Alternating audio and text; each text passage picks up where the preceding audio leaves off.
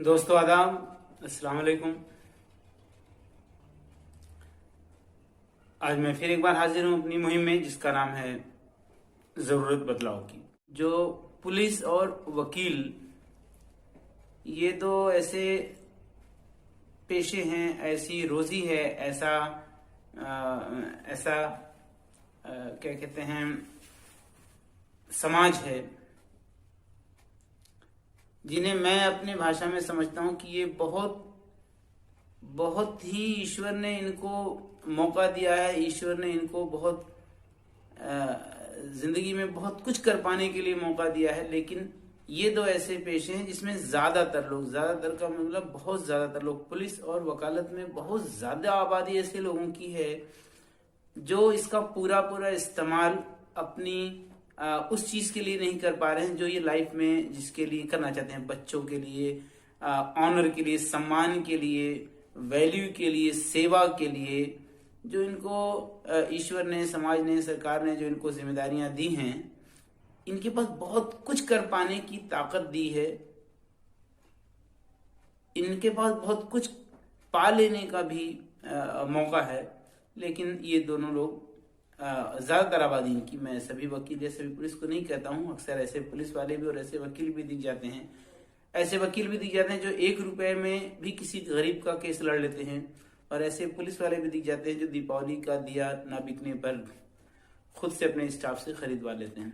लेकिन एक more than 95% एक आबादी ऐसी है पुलिस और वकीलों की जो ईश्वर ने उनको समय दिया है, जो मौका दिया है, जो इस अपनी लाइफ में करने का मौका दिया, उसका सही इस्तेमाल नहीं कर पाते। फॉर एग्जाम्पल, हम कहते हैं एक पुलिस वाले को जो सरकार ने ताकत दी, जो समाज ने पहचान दी है, अगर इसका इस्तेमाल ये किसी जरूरतमंद गरीब की मदद में करते तो शायद इनका सामाजिक दायरा, सामाजिक वैल्यू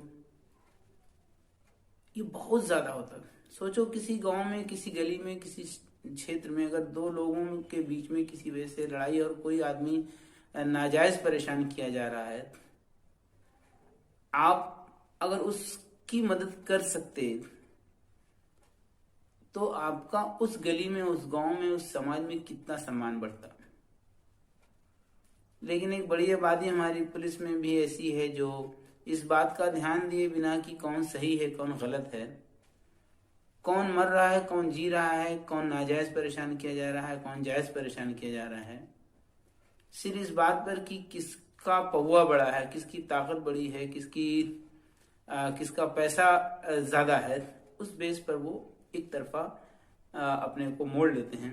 मैं ये नहीं कहता कि बहुत बड़े मुद्दों में आप कुछ कर सकते हैं, लेकिन कम से कम छोटे छोटे मुद्दे जो गांव में छोटे मोटे जमीन के झगड़े, लड़ाई और छेड़छाड़ जैसे जो छोटे मोटे मुद्दे होते हैं गांव में, कस्बों में, शहरों में, जिन पर आप डायरेक्ट अपना अप्रोच रख सकते हैं, उनमें अगर आप किसी गरीब, किसी जरूरतमंद के लिए काम आ जाएं तो उस गली में आपको कितनी इज्जत मिलेगी। आप देखिए, एक सीने पे हाथ रख के सोचिए कि अगर आप किसी किसी मजबूर लाचार की अगर आप मदद कर देते हैं तो वहां आपकी इज्जत कैसी बढ़ेगी। आपको समझना होगा, बहुत बहुत कड़वे मन से समझना होगा कि सच में पुलिस की कोई इज्जत नहीं करता है, डरता है। लेकिन असली जिंदगी का मजा है कि आपको वो लोग इज्जत दें जो जरूरतमंद को आपने मदद किया। इवन जब आप सच्चे अपने अपने उस हलके में, अपने उस गांव में, अपने उस महल्ले में अगर आपका ये नाम हो गया कि ये आदमी, ये पुलिस वाला पहुंच जाएगा तो हमेशा ईमानदारी से ही काम करेगा, तो आपकी इज्जत तो वो भी करेंगे जो गलत हैं। जो सही हैं, जिनकी आपने मदद किया है, वो तो आपकी इज्जत करेंगे ही। वो गलत लोग भी आपकी इज्जत करेंगे जिनको आपने समझाया, जिनको आपने गलत करने से रोका है। तो मेरी पुलिस भाइयों से ये निवेदन है, ये बहुत मुझे एक रिक्वेस्ट है कि थोड़ा सा अपने विचारों में परिवर्तन करें।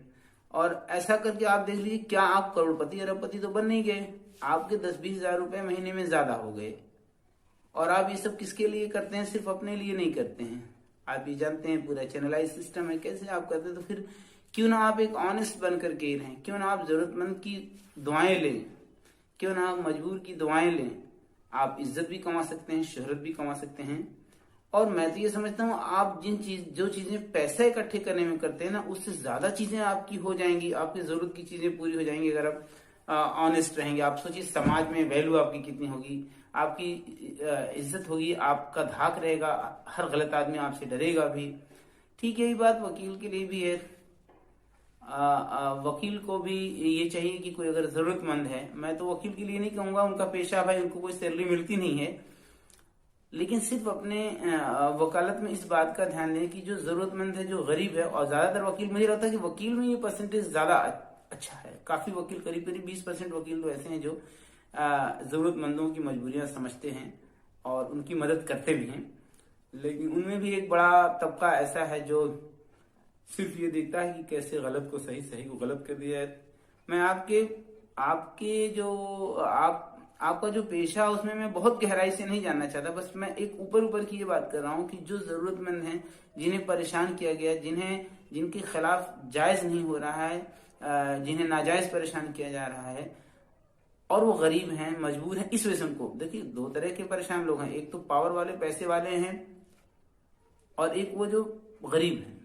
पावर वाला, पैसे वाला तो हर काम अपना करा लेगा, चाहे वो जायज होगा चाहे नाजायज होगा। लेकिन आप लोगों से रिक्वेस्ट है कि आप लोग उन जरूरतमंदों को जो किसी के सामने बात नहीं कर सकते, पुलिस के सामने बात नहीं कर सकते, इवन आपसे भी बात नहीं कर पाते, वो अपनी बातें साफ कह नहीं पाते हैं, उनका आप लोग, मेरा हाथ जोड़ के निवेदन है कि आप उनका भी ख्याल करें। जो उनसे भी आपको बहुत इज्जत मिल सकती है। अगर आप किसी गांव में, किसी गली में, किसी मोहल्ले में रह रहे हैं और अगर ये पता है कि वकील साहब लोगों को, जरूरतमंदों को, बहुत से जरूरतमंदों को इन्होंने मदद किया है और उनकी परेशानियां दूर की और हक इंसाफ दिलवाया है, तो आप क्या समझते हैं, आपकी इज्जत, आपकी शोहरत, आपकी ताकत, आपकी सामाजिक वैल्यू बहुत ज्यादा होगी।